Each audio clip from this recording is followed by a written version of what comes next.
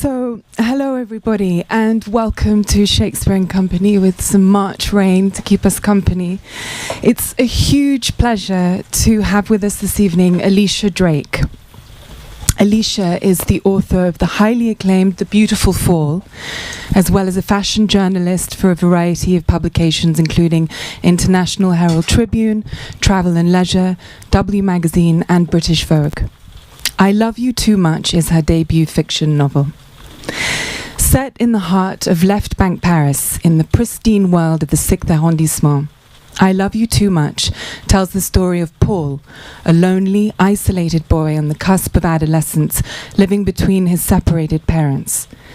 Torn between his powerful, glamorous mother and her new young lover and baby, and a wealthy father who seeks constant distractions from his hollow life, Paul is looked after by a Filipino nanny who hasn't seen her own children in years. He soon falls under the spell of the beguiling Scarlet and uncovers the gulf between the cruel realities of the world as it actually is and what he had imagined it to be. His life is irrevocably shaken and torn apart after he witnesses a disturbing and shocking event that confronts him with a brutal and very sudden loss of innocence. A beautifully written and surprising coming-of-age tale, we are deeply drawn into the world of Paul and left shaken by compassion for his trauma. A very moving exploration of the damage and pain caused by paternal narcissism. I Love You Too Much explores ideas about longing, betrayal, love, and the shattered illusions of youth, in a fresh, funny, and captivating style which makes it difficult to resist. Please join me in welcoming Alicia Drake.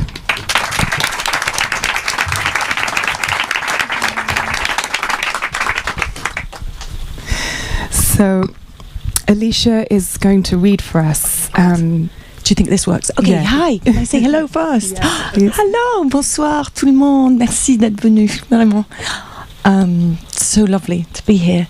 And I know there's people around the corner, and maybe later I'm going to kind of take the microphone and sort of sing as I go up and down, sort of in a kind of je ne regrette rien kind of way.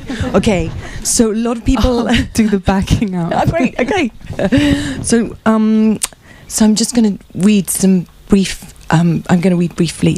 First of all, I dressed tonight to match my book. It's purpose. In case you're thinking she doesn't realise. She doesn't realise she matches her book. I did it on purpose for you. So.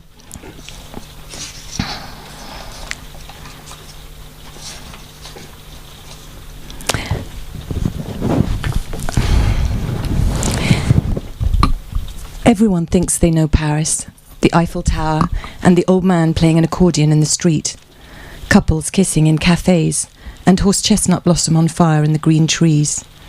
They don't know about the secret code to get into your apartment building.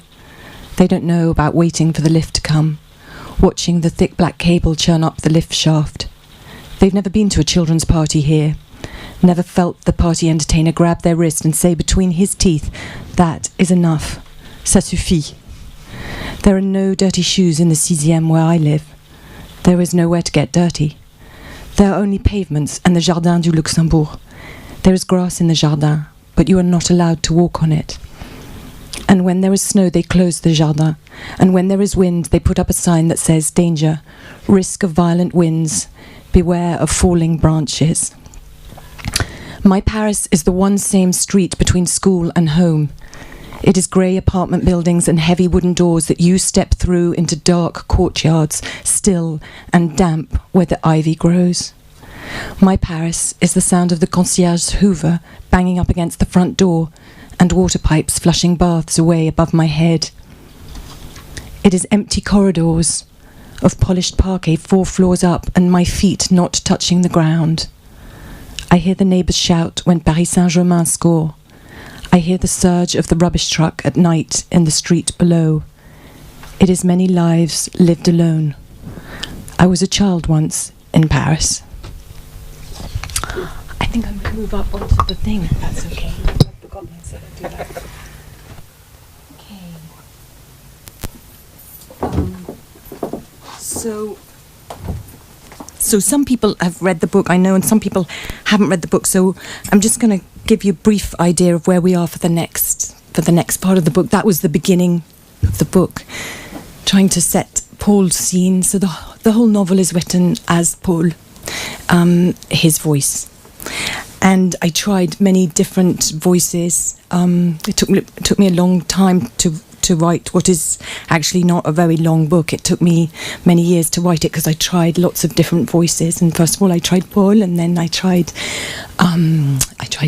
writing from his mother's point of view and from his father. And I really tried. Then I did a whole draft in French. And then I went back to the English. I mean, it might not be a French that those French people here would recognise, but it was a French. That was a really mad draft. Gosh, I've had quite a few mad drafts. But then I came back to Paul and very simply his voice throughout. So now I'm going to read you from La Baule. Has anybody been to La Baule here? I know Laure has. Anybody been to La Baule? So it's a sort of pretty bourgeois place to go. Not entirely bourgeois, but it is quite a bourgeois place to go by the sea in Brittany. And Paul goes there with his mother. It's not the normal place Séverine would go. She likes heat, she likes sun. She does not like Brittany, but she finds herself going there. Toussaint, probably the saddest time of the year to go anywhere, really, but particularly to go to La Baule. And they go to Thalasso. Well, the mother does. Paul's not at the Thalasso. Paul's just hanging out. So this is Paul and Séverine,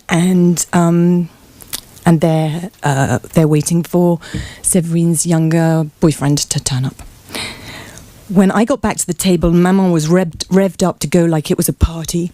A fat cat guy with slick black hair and a tan moved in on her straight away, telling her how great she looked, what a body she had. I was trying to shove fries in my mouth before Maman stopped me. She must have known him from Paris. "So, are you here all alone, Séverine?" he asked as he pulled up a chair and sat down close to her. I could smell his aftershave from where I sat. "Of course not, Serge," Maman said.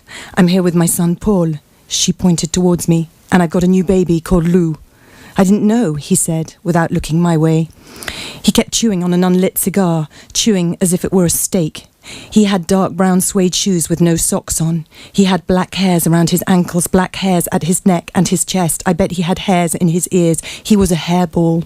He had a stomach that hung over the crotch of his dark denim jeans. He must look bad without his clothes on.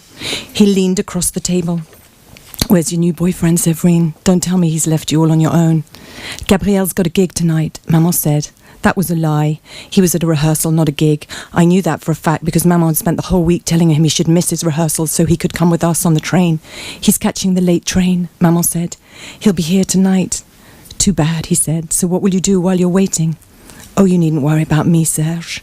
Maman lifted her hair, which was loose around her shoulders, and her breasts rose as she tipped her head back a fraction. She let her hair fall down against her shoulders with a bang. "I'm going to catch up on my beauty sleep," she said. The fat cat laughed out loud. He laughed, and when he stopped, he said, "Ah, Séverine, you always were the goddamn tease." And then I'm just going to go a little bit further along. And then Séverine gets a call from Gabrielle. She was laughing as she spoke. No, sorry, here we are. "Serge, oh, I've known him forever," she laughed, and then her phone rang. "Yes, my love." Her voice was breathy. "We're having dinner." "Yeah, actually it's fun, much better than I thought. It's not like dinner, thank God. There are loads of people I know. Carla's sister is here. Valérie, you know? You're going to like it." She was laughing as she spoke, taking fries from my plate, looking around at the tables, at the people. Little sparks of light flying off her eyes and into the room. Scarlett was staring out of the window and into the darkness. "Why not?" Mama asked. She stopped taking my fries. "You told me it finished early." There was a pause as Gabrielle said something. Then Maman said, "What do you mean?" I imagined Gabrielle, pink lips close to the phone, tail between his legs, talking his way out of the situation. But whatever he was saying wasn't working. She gave him 4 seconds before she cut him off. "You know what, Gabrielle? You better be on that train tomorrow morning. I'm not sitting in La Baule with your child without you. Get your ass down here. Understand?" She pressed end, Connard, she said. A message flew in immediately. She picked up the phone to read it. Connard, she said again, and slammed the phone back down on the tablecloth. He's still at the studio, Maman said. He's not even at the station. She pushed the phone away from her. I don't believe that guy. She ran her hands through her hair. She looked around the room. She watched to see who Valerie was talking to. She checked her phone again. I saw Serge walking back to his table, looking over at Maman. I imagined Gabriel with his band, sharing a couple of beers with the guys at the end of this rehearsal. And then I imagined him kick-starting his scooter and heading over to the Boulevard Saint-Germain, parking up on the Rue Saint-Benoît and strolling down the road to the floor with that smile on his lips. He'd check out the tables in the front, share a joke with the waiter standing at the door, take a seat out on the terrace, light his cigar and order a beer, still tucked up in his Montclair padded jacket with the cream scarf tied around his neck.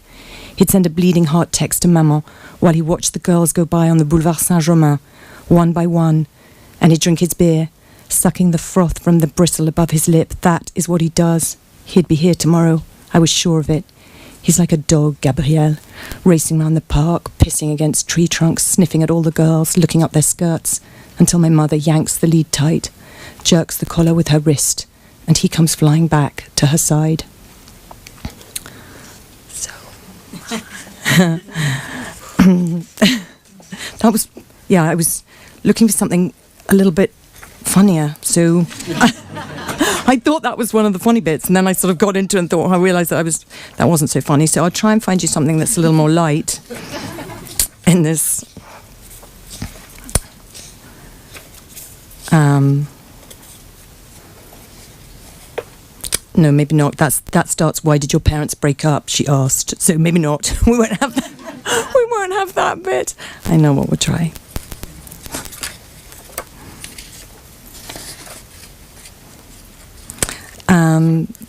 I'm just going to give you a small... I'm just going to do this as this is when Paul is remembering shortly before his parents broke up. They went on holiday to Morocco. So this is from there. They're just his father's got really massively into triathlons and is taking his bike wherever he goes, and so they're taking the bike in the he wants the bike to be flown with him to Morocco. The lady from Air France kept ringing all over the place and speaking in Arabic, and my dad kept slamming his fist down on the counter, shouting, "This is not possible." I thought the lady was going to cry. Maman was going crazy because Estelle had got an earlier flight and she was already at the Riyadh texting Maman and sending her photos of the pool. And then these Arab guys kept coming by every 10 minutes and asking us, did we need a taxi? Finally, the bike case came round on the luggage belt, bumping along all alone and covered in red stickers marked security checked. Everyone else from our flight had long gone. "Your goddamn bike," Maman shouted at my father as he pulled it off the luggage belt. "You care more about your bike than me." It took an hour and 50 minutes to drive to the Riyadh. My parents didn't talk in the limo, not once. This old guy in a white fez came out to greet us when we drove up. He took our bags, and a lady came out carrying a tray of mint tea for my parents and lemonade for me. She poured the tea from a silver teapot, holding it up high so that the tea cascaded gold into the tiny glass below, and the smell of mint was everywhere. It was beautiful, but only I was watching. I liked the Riyadh. It was cool inside after the heat outside, and the staff crept round on marble floors as if they didn't dare make a sound. There was a stone basin in the courtyard with big orange fish in it, and a little fountain that sprinkled water all the time. But then Maman found out Estelle had taken the lush white bedroom overlooking the swimming pool. It was the bedroom that was in all the photos Maman showed me when she booked the Riyadh. It had billowing white curtains, a 4-poster bed, and a huge white marble bath in the middle of the bathroom that you stepped down into. I remember in the photos there were red rose petals all over the bathroom floor, and a sultry-looking babe lying on the middle of the bed wearing a white jabella. I can't pronounce that. Jalaba. Merci, Laure. "I knew she'd do that," Maman said as she slammed the door to the smaller blue and white bedroom Estelle had left for my parents. "It's me that finds the Riyadh and organises the holiday, and Estelle just swans in and takes the best bedroom, all because of your bike, your ego, Philippe." She shouted the last words, punching them out as she threw her handbag down onto the bed. "Your friend, your problem," my father said. He was on his phone and he didn't bother looking up. Estelle was standing at the bottom of the stairs when Maman and I went down. Listen, darling, you don't mind about the bedroom, do you? Estelle said. She was barefoot and smelled of coconut oil. Her red bikini was wet and heavy against her skin. Her eyes were like green marbles watching Maman. She'd had her breasts done after her divorce, which meant she now had enormous tits that she showed off whenever she could. There were water droplets caught between them, skating down her oily cleavage. Only I need to be by Max's bedroom, she said, rolling her eyes, to keep an eye on him. Max is her gaming freak of a son who spends his life on Grand Theft Auto and then goes to see a psychiatrist twice a week to talk about it. He'd failed all his written assessments and he was being made to stay down a year. Of course not, ma belle, Maman said. You absolutely need to watch out for him. Staying down a year. What a nightmare. Maman sucked in her breath. How do you think that happened? Estelle flinched when Maman said that.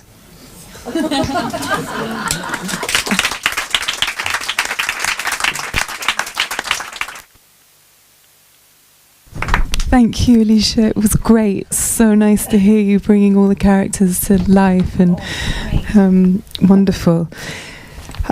So yeah, I have a few questions that I'm longing to ask you, and then we'll open it up to the audience.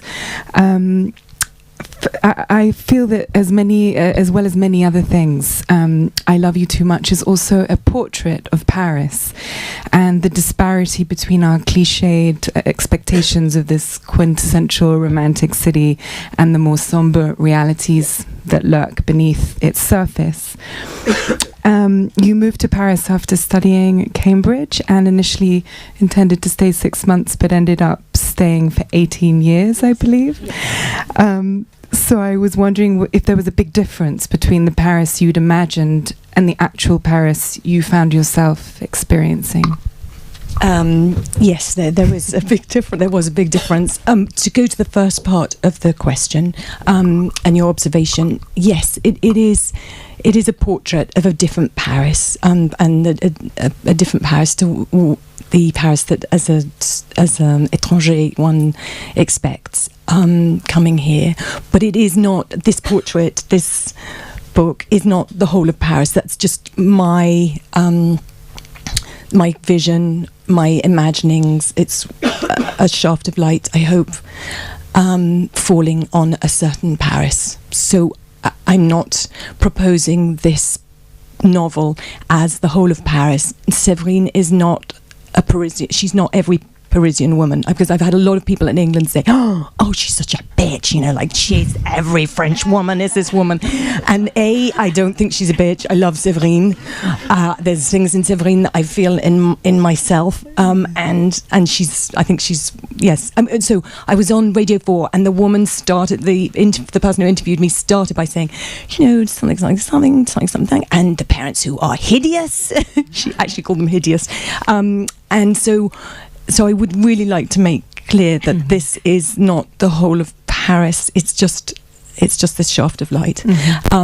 So having said that, yes, the Paris that I expected to find was very different to the Paris I found. And I personally do find that there is a darkness in Paris, but I think there's a darkness everywhere. It's just, perhaps it's just so different from the romanticized image of what we're expecting. And then I also think that there is a darkness in Paris, which I think the French and the Parisians are so wonderful that they acknowledge, and that they acknowledge as part of their history and as part of their lifeblood in a way, which I've found, going back to England, really interesting. The difference, I find there's a sort of self-righteousness in England that there isn't in France. Now, my experiences of France, are very restricted to Paris and to Brittany. So when I say France, I don't really know much about France profonde. So I should just restrict myself to Paris, really.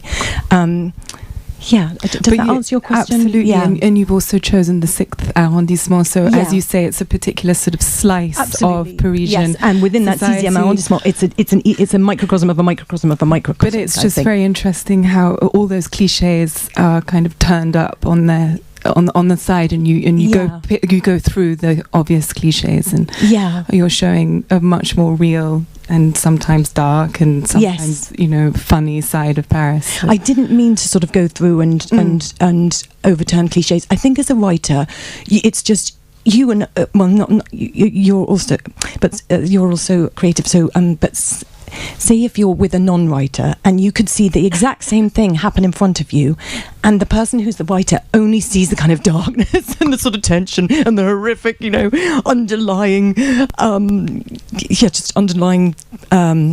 monstrosity, truth, thank you, Prosper, truth, and the person sitting next to you would have a completely different reality. So also I do recognise that everywhere I go, I'm kind of looking for something and searching always. And do you feel very different coming to Paris now as you're not living I feel here? very relieved. It was so dark for me for so long, so many years. Every time I came, I just was thinking, how can I communicate this? How can I express this? Maybe this needs to be in my book. That should have been in my book. And there was no pleasure coming back to Paris. In fact, it felt like I'd never left Paris because I was still in England, still writing about Paris. Right, so you felt were completely like this incredible fardeau, this huge weight I was carrying around, trying to tell Paul's story, and really responsible for Paul and his story. I mean, it was as you can all check out now. It was as strange as that, and but now you must feel, now that it's done, you must feel that you can enjoy it. No, it's just wonderful, really, really lovely, and it feels lovely to have told the story. And so Paul, your central character, is this young adolescent who is starving for love, and yet the title you've chosen, I Love You Too Much, is in contrast. And towards the end, after he unleashes on his grandmother, when he says, I wanted to ring Maman and tell her what I'd done, and that she would defend him, saying, my prince, she would say, I love you too much. Could you talk to us a little bit about your choice of this title, where it comes from, and what it means to you? So there were certain phrases in French, and I suppose this is why I wrote a draft in French. There were certain phrases in French that absolutely obsessed me, because in the English language, as parents, we express ourselves differently to French people expressing themselves as parents. So I am a parent. I have 5 children, and I've only before I moved back to England, I'd only ever been a mother in France, if you see what I mean. I was a mother. All my children were born in Paris. So it comes from je t'aime trop. And I was always obsessed by the idea of je t'aime trop, or the idea of j'aime trop. I couldn't understand where that came from. How could you? I know it's said as this kind of superlative, but I couldn't understand how that phrase could exist in French. How could you love too much? And it just obsessed me. Je t'aime trop. It is a mysterious phrase. Je t'aime trop. What would it be to love too much? What would it be to not love enough? And when I became a mother, do those people need to come in, or can they hear me? Hello.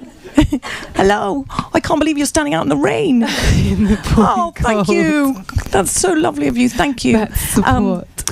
Je vous aime trop. So that idea of okay. And as I became a mother, I was also obsessed, because although this book is a coming of age, it's also about a coming of middle age. It's Séverine and her husband Philippe approaching middle age, and what does that do to you as a parent, and the fear that evokes within a parent. So it's not just a coming of age. And both parents face face that. Absolutely. Yeah. So Philippe goes à fond la caisse. He becomes totally obsessed with his body and getting into. First it starts with fitness, and then he's into triathlons, and so he's that. She is obsessed by preserving her beauty. She's a great beauty, and of course, when you're into your 30s and you're hitting your 40s, you realise that beauty does not have the jeunesse that it did have, and so you'll become obsessed by holding on to that beauty. You can become obsessed. And Paris, because it's such a small city and it's so enclosed and it's like a stage, and living here is like a stage, I now live in the countryside down a lane. Nobody ever sees me. Nobody cares if, what's happening to my face, kind of thing. But in Paris, when you're up against a miroir, vraiment, you're up against that reflection of yourself all the time. Wherever you go, you're looking at yourself. In your apartment has lots of mirrors down when you walk downstairs or take the lift. You get into the lift. Oh my goodness, I used to remember getting into the lift. I've dragged the children back with the shopping. I get into the lift and there was oh my gosh, seeing my face, and you can almost see your face, en train de just falling away kind of thing. So at the cafe, everybody's this close to me. Yeah, exactly, the cafe, and then that light out on the terrace, and you've got the light, that whole thing. Paris is a stage, yeah. and so everything happens on that stage. But the one thing I also thought about was, as a mother, so this is me talking as a mother, and then it went into being a writer. As a mother, I thought, do I have to allow a part of myself to die to be a good mother? I used to write that a lot in my notebooks. Do I have to allow a part of myself to die? Does anybody who's a mother or father understand where I might be coming from on that? Or do you see what I mean? Yeah. And so that was a big thing. And then I thought, well, what happens if you aren't prepared to let a part of you die, or it wasn't even as black as white as that, because I'm not saying I did let a part of myself die. That was a question that I was asking throughout the book and throughout my life. And then I was thinking, what happens if you won't let that part of you die, or if your main concern is holding on, yeah, to what you have, for the fear of losing it, and how that could impact on you as a parent and as a person. And then the idea of je t'aime trop was also, what if Paul did not have the unconditional love that he was searching for? Where would he go? What would he do to find that love? Mm-hmm. Gosh, that's quite a long answer. Yeah. And going on to Paul, which you mentioned a little bit when you read, which was fascinating, about how you tried out all these different voices, because I was really struck by how authentic and convincing the voice of Paul, who is this 13-year-old boy, is. And it's an unusual choice for a woman writer to place yourself so firmly in these shoes. And I guess I wondered how you'd got so clearly, his voice so clearly, and what process you went through and how you found him. That was really, really amazing. That was one of those, that was just incredible, that actually I would say Paul came to me, and he came to me, and from the start I understood him, I understood his pain. The name came to me, just really, Paul was sort of born in my imagination, fully formed, and the voice was there from the start. Now, as Harriet, my agent, who's seen very many drafts of my novels, she might be sitting there thinking, I'm not sure the voice was there from the start, but the voice, that kind of voice and the pain was there from the start. Then I went all around the place trying to make it into this really big novel, trying to do all these big different things. And then actually I was lucky enough to work with Tim Pears, who's a fabulous writer, really wonderful writer, and I worked with him as a mentor. He was my mentor for a year, and I handed over to him because I was really kind of, the way I express it is, I was kind of out in the wood, and it was getting dark and it's cold. I didn't know where to go, and I'd been writing this, as many of you know, for very many years. And I went to meet Tim for my first mentor-mentee meeting. Thank you. And he'd seen these I sent him these pages, about 25 pages, and he worked through it. He was incredibly polite in a really wonderful English way, super discreet, not like, oh, this is trash or anything. He's really lovely. And then he stopped at one line and he said, this is good. There is something here. This is good. There is something here.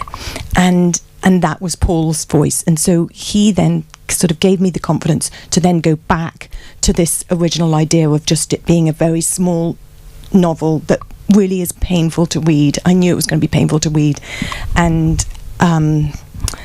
But but it's a painful life that he led. So that was also what I was curious, is the motivation, the initial motivation for the whole book. When you said to yourself, okay, was it I want just to write fiction, or was it I really want to explore this particular idea?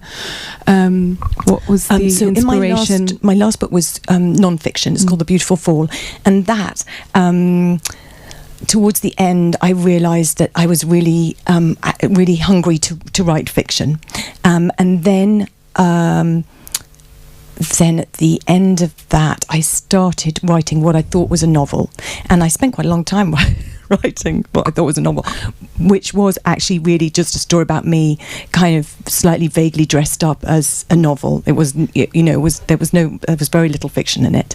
It was really cosmetic fiction, but I kept writing and I kept writing and I kept writing until I got through that period of autobiographical fiction, which I think a lot of people go through as writers. And then when I came out of that, I wrote 3 short stories, and one of those short stories, from that short story came this idea of parent and child, and what parents are struggling with and what the child is struggling with, really. So that was the thing that urged you. Yes, yeah. So it did take about, so that's how it came into being. Yeah, it was because it is incredibly shocking and moving and unexpected at moments, and I found myself being very maternal and protective of Paul. I'm not a mother, but I had this sort of oh God, is he going to be all right, etc. Was the writing itself very painful? Did you find it hard to inflict these wounds onto your protagonist?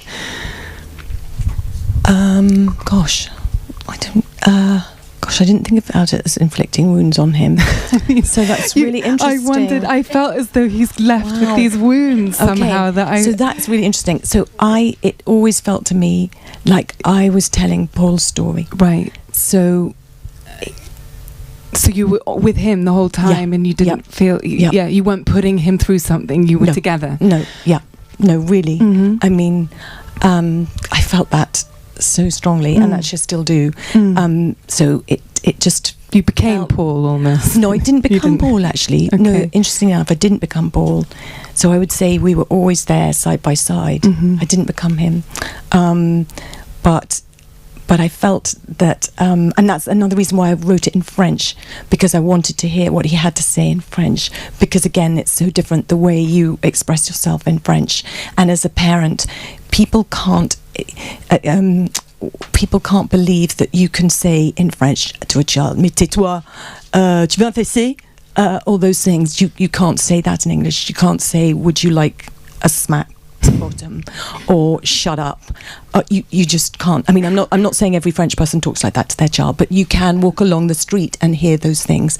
You would be probably arrested if you spoke like that to your child in England. So I had to stop trying to write what he was saying. What I was trying to do with the English is write the way a French person would talk in English. Does that make sense? So the French draft was to allow him to speak, to allow Séverine to say all the things that she would say to her child, and about herself, and Philippe as well. And then once I'd heard that, to then be able to try to bring it back and express it in English. As a mother, have your children, I don't know how old they are, I'm assuming they haven't read. So but my children are aged between 19 and 8. Right. So my 19-year-old, is she 19 now? Yeah, Lily, she was incredible. She really helped me, because some of the things I wrote, she said, no, mummy, we would never have, because she was at school in France. So she said, no, we would never have, we wouldn't have 2 sessions of maths put together. Or she went through and checked to make everything it accurate, in terms of accuracy, how it actually, because I haven't been to school in Paris, how it actually happens in the school session. And so she gave me a lot of help, I would say, really, reading and feedback. Then my son, who could read it, who's 15/16, I asked him to read the proofs, and he got to about chapter 3, and then I think it was just too difficult for him, and I guess it's stop. just well, he just couldn't. He couldn't get through it. No, he could not get through it, and so he has not read it. Now, my other children, I often find there's one, a Sapphire, who's aged about 11, and I quite often find her in my office having a good old read, and she basically knows what's happened. I just hope she hasn't got to some of the passages. But so you haven't banned any of no, them I haven't from reading. No, I don't ban my own books. I don't ban my own books. Somebody once tried to ban my book, so I don't self-inflict banning on my books. No, and I think it'll be okay if they read it because they enjoy it. Know, I'm sure they'll. Yeah, and they've had to live with it every day for so long. I mean, God, they know it so well. And I talk to them about Paul and. I mean, they've lived every draft. They've been supportive and curious. It's quite full on having a mother who's a writer. And the difference for you between fiction and non-fiction, how did you find the two processes compare? Was it easier or more difficult for you? I just loved fiction, actually. I really, really loved it. I just found it was...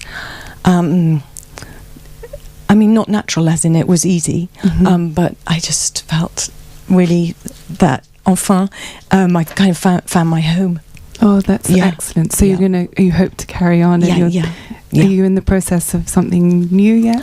No, not yet. Funny enough, I've started to, I can hear not hear voices, but I've got I've got sort of obsessions that are starting, and which makes me think that I've got some ideas, Yeah.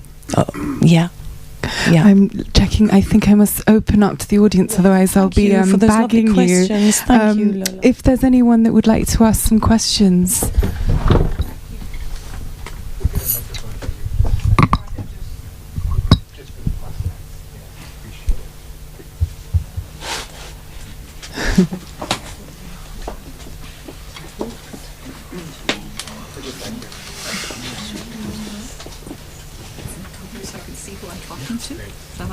Okay.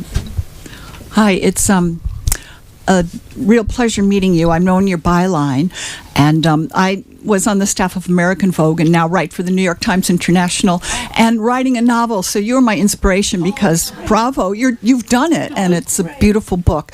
My question, however, though, has to do about voice. My book is based on a 13-year-old girl in Paris. Yes. Yours is a 13-year-old boy. Yes. One of the chapters I had written, my professor at Cambridge told me that a 13-year-old girl would never know that commode was made of cherry wood because I had placed her in an apartment and she was describing it, and that was too advanced for a 13-year-old. So I've now gone through and kind of dumbed down or limited some of the descriptions, trying to figure, what would be appropriate for a 13-year-old. How did you handle that and so effectively? Can I just say, is it really nice to meet you, first of all? And is your novel written in the first person? Is she talking? So it's like Paul, they're talking. Okay. So I would be really wary of people at this stage telling you to change, and especially the two words dumb down. No, those are mine. Okay, yeah. But I would still be really wary. I mean, are you about to hand it to an editor or an agent or no? So I would just really ignore what people say. That's my main. That's just my main advice would be ignore what people say. Write the novel that you want to write in the voice that you want to write, because if you start dumbing it down now, it's not going to be an authentic voice, because it's not the voice that you want to be spoken. So write the book that you want to write the novel you want to write in the voice you want to write. Then you worry about, will it be commercial, will it sell, will it not sell, will anyone buy it? I'd worry about that afterwards. I would make sure that you find vraiment la voix authentique, and so that person is going to actually come out of that page and pull someone in, and then worry about the cherry wood. Thank you so much. Yeah, pleasure. Anybody else for some questions? We'll bring you a mic. I loved your book. Thank you. And Paul is an incredible. Anyone who hasn't read it, I strongly recommend. Paul is an amazing character. I've read many novels. I've read many novels on Paris. I've lived in Paris for almost 30 years, and I Love You Too Much is extraordinary on very many different levels. One thing I have to say, though, is I do find Paul to be a lot more wise than his parents. Yes. Can we talk about that? Yes. I think he is. And I think that happens in life. I think that his parents are... I do think that happens to adults as parents. They sometimes not... But there's that stage that I was just referring to before where they become so sort of obsessed about hanging on. It's like a second adolescence, I think, middle age. And I think the book is like I said, it's a coming of age and it's coming of middle age. And they sort of lose any wisdom that they might have had. They're caught up in a rivalry between themselves. They're also caught up in this, not just in narcissism, there's also that feeling of when you have everything and you're still staring at a sort of abyss. What do you do? So they're kind of constantly looking for a way out, really, and I think that is why they lack. Do they lack wisdom? Yes, I see what you mean. They lack. He's just much more honest. Oh yeah, no, he is very honest. He is very honest, and I think the fact that he has Cindy in his life, who again is a very honest character and is able to speak the truth in a very simplistic, powerful way. I think is also gives adult wisdom. I suppose I wanted to show that wisdom can come from very many different places, and not just from an and when I say educated, it's for a podcast, so I'm going to say entre guillemets educated. That sometimes great wisdoms in life are handed down to you in a very truth-telling, simplistic way. So, yeah, I think his parents are just so caught up, selfish, yeah, but also caught up in their own drama. They're very vulnerable. They're totally damaged. I mean, Severine's mother, who has is dumped by her husband after 35 years, and she's got to step back up and carry on and be hard and be tough and carry on as if nothing's happened. And she's in that very competitive rival sort of relationship with her daughter. Everybody is they're in this sort of they're caught up in their own drama, really, and the father again caught up in this sex addiction, in this desire to be tout puissant at work, money, body, power. Paul seems to protect them as well. He's sort of... Oh, that's interesting. I got that feeling that he was very much holding them together and protecting them and giving them so much without them really realizing. He's very precious. Yes. Yeah. That's... Yeah. Did that reply? Thank you, Natasha. Thanks. You said earlier that the way French parents talk to their children were very different from way English people speak to their children. Do you think that this story could not happen in Chelsea in a very protected, sort of trendy family, just the way it happened here? Totally. Yeah, no, absolutely. I think it would just have a different language. So it's just English people say, "Oh, darling, darling, are you okay, darling, okay, I'm just walking out the door, darling, but I'll be back, darling, later." So absolutely, it is a universal novel. It is not, I am not accusing Parisian parents of being narcissistic and the rest of the world being perfect parents at all. Au contraire, I agree with you. I think it could happen not just in Chelsea, not just in New York. I think it can happen anywhere. I think all these I really think all these themes are real. The theme of rivalry between the grandmother and the daughter, the grandmother and the mother. That idea of as the mother comes into the middle age, the grandmother is already, heading towards death, and that. So all those kind of clutching at life, clutching at for female. Clutching at beauty. I mean, that you see everywhere, clutching at the physical power that, not even beauty, that youth gives you. That I think is universal. I think Paul's loneliness is absolutely universal. Everywhere I look, in now I live in England, everywhere I look, you have parents on their phones, children on their phones. We're all now on our screens, so that is impacting conversation, that's impacting relationships. The novel is set just when social media is coming in, so you've got Facebook, but you haven't got Instagram or every other fabulous thing you've got now. You haven't got any of that, but you have got the Facebook, and so kids are already interacting that way. But now you've my child, one of my children, 16-year-old, had a party, and there were about 60 adolescents there, and a lot of the girls, as you can remember, Laurent and Gemma, a lot of the girls, do you remember those girls in the kitchen who were just plugged in on their phone? It was a party, it was a massive party with amazing music, everything going on. They were plugged in on their phone for the whole party, and they sort of came up to me and go, oh, have you got a plug? As if it was sort of literally, have you got a plug? And I was thinking, what's the Wi-Fi? Do you remember when we had that little piece of paper? We had sort of 60 kids, and they were all trying to search for this little piece of paper for the Wi-Fi. Sorry, I'm slightly digressing, but not really, because it's everywhere. Loneliness is everywhere, and all these issues that that parents are trying to come to terms with is everywhere. Not just Paris, not just the 6e arrondissement.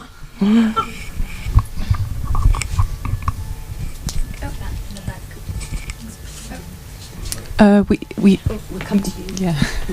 Okay. Hi. So I haven't read again. Thank you for coming. I haven't read the book yet, but did you say that the nanny was Filipino? Yes, I did. So I'm Filipino. Okay, great. And I just have a question. So my experience of Paris is very white. Yes. And so I'm just kind of curious as to how Paul decided that that his nanny happened to be Filipino. Okay, so Paul didn't decide that his nanny happened to be Filipino. There was a whole community of Filipino people working in Paris, often without papers. Often they've paid a lot of money to get in, so they pay a special agency that then gets them into Germany. Then they come through Germany and they work here without papers. Often they work in the most privilégié arrondissement of Paris, in the 7th and the 6th. There's a bus that goes through Paris. I think it's the number 83. Please forgive me if I've got it wrong. 82. Okay.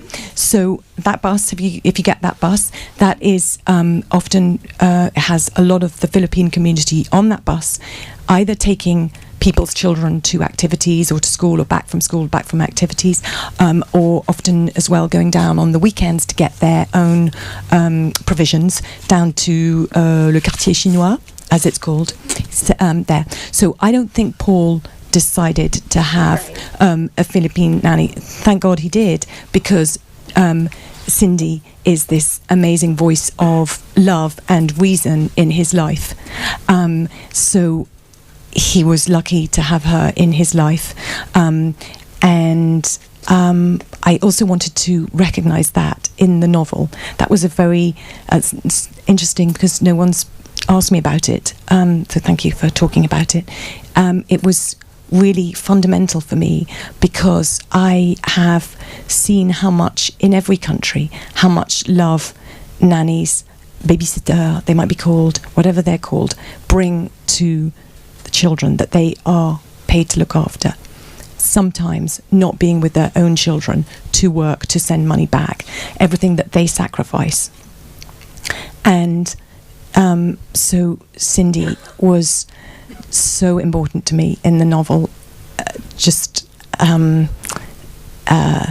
but I also wanted to show what her life was like, living in the chambre de bonne, above the family, and not seeing her own children to look after somebody else's.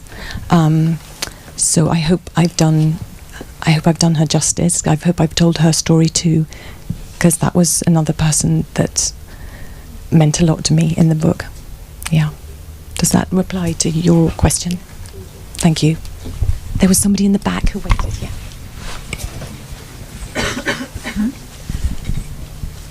Interesting enough, I also have not read the book. This is actually my first day in Paris ever. I just kind of stumbled in here. Wow. Ever. Welcome. So, thank you. I've loved it so far. How great. But my question for you is, you were talking about, you already have ideas for your next book and how you came upon this book, which I think is your first fiction piece. Yeah, that's right. How did you take concepts and ideas like loving somebody too much and turn that into a story without it being forced, like turning it into a plot and characters and setting and all the mechanics of it while still retaining the authenticity of the idea? That's a great question. Thank you so much. So I personally find plot really difficult. I find, sort of characters and themes. I love a theme. I think, oh yeah, that's my big theme. But when it came to plot, I found it really, really hard. So really, I had a lot of help from lots of different ways. First of all, I would say just by writing. So for this book, I have, I think, 29 of these. Writing, observation, scene writing, dialogue writing. I did an online course, which I found just horrendous because you had to critique a lot of people. And then I was the person to hand my work in on the last day. No one critiqued me, but I didn't take that personally, obviously.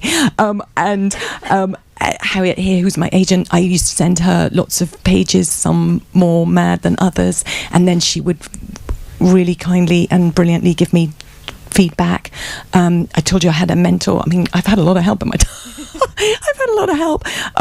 Friends, Law here, I sent Law a draft. My daughter, I sent her a draft. So lots of.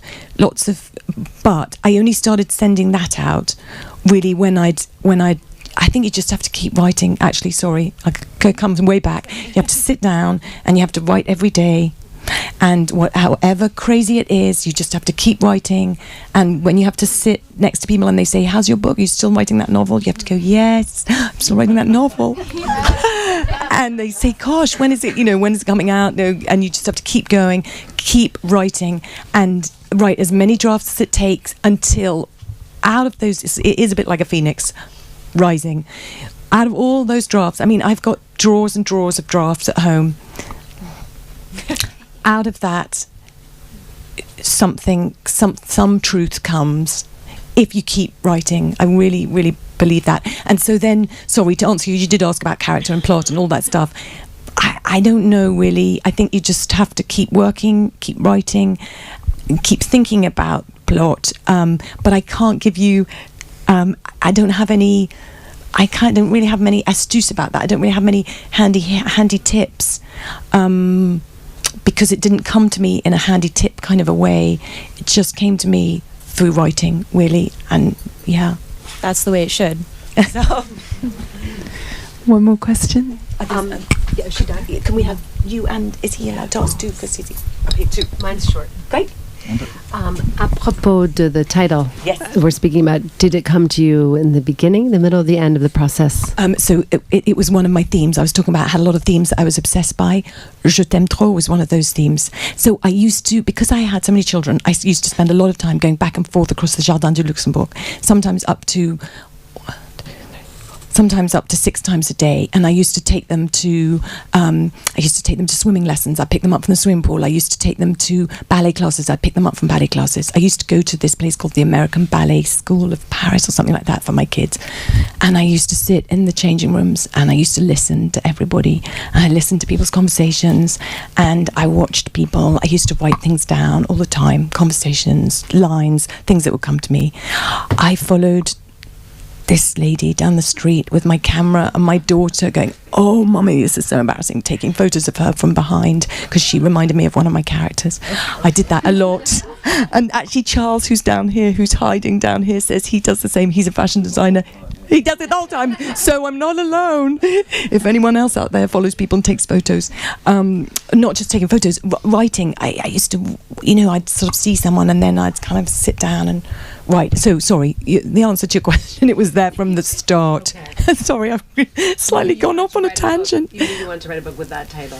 Oh, no, I never thought it as a title. I'm sorry.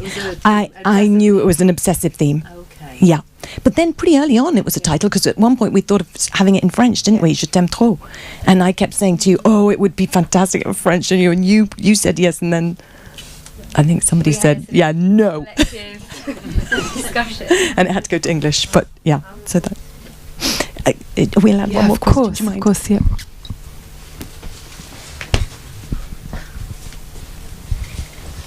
Hi. What a delightful talk. Thank you so much. I'm wondering if you are so vivid, if you've always been so vivid in the way you thought and looked at the world, because it clearly it translates into the book in the vividness of which you describe characters and moments and experiences. But is that something that you've developed as an author, or something that was natural and then allows you to be an author? I think the latter. I think that's what I was saying when I feel at home, is I finally feel that all the kind of oddness in me and the weirdness and the being à part, being l'étranger in every sense, and being the outside, just being an outsider, has got a place, and it feels so wonderful to be allowed to write, and and one place, I don't know if you've ever been to this place in London called the London Library. Have you ever been to the London Library? It's not in a long time. Okay. Well, if you can go, so it's a private library. You have to pay, but you can go just for the day. And at one point, I decided I got to get out of writing in a very domestic situation, that I'd had enough of looking at washing and stuff like that, and having to washing and clearing kitchen tables that I don't really do. So I went to the London Library, and I remember the first day I joined, and Harriet knows and Alice knows, but I actually normally, and lots of people who know me know, but I actually, when I write, I wear clogs and I wear little mittens. And when I went, and my children think it's still, I got my hat too, but yeah, that's true, I did also wear that. So when I went to the London Library, I walked in, and you have to go in and you drop all your bag, you have to drop your bag in these lockers. And I walked in, I turned around, and there were all these women coming towards me with fingerless gloves. And I just thought, oh, this is my country. This is my country. And also we used to get, and also people used to queue. We used to queue, it used to open at 9:30, and we'd be there. And then the doors would open and we'd all run to get to our favourite desk, the desk where you thought you were going to do the best writing. And then I remember somebody started taking my desk. This guy, I was so furious. And he'd get there, and I'd be running, and he'd be running, and he'd get there before me, and I'd think, how did you get there? I ran. He obviously had a shortcut. So then that's when I was working in the basement. Then I went up onto the third floor. But yeah, so no, I think it's always been there. Just now it has an outlet. Thank you. Thank you. Oh, Alicia, thank you. It has been such an honour and a treat and an immense pleasure to have you with us at Shakespeare & Company. And you've spoken so generously and wisely. And I urge you all to read this fabulous book, I Love You Too Much, which is on sale at the till. And Alicia will be happy to sign copies, I'm sure. Please join me in a huge round of applause for Alicia Drake. I'd like to just say thank you. Can I just say a quick thank you, because it's so lovely to be back here, and thank you, Lola, you've done that. You just introduced me and talked to me and asked those beautiful questions. Thank you. And to Adam and Sylvia for having me back. Thank you so much.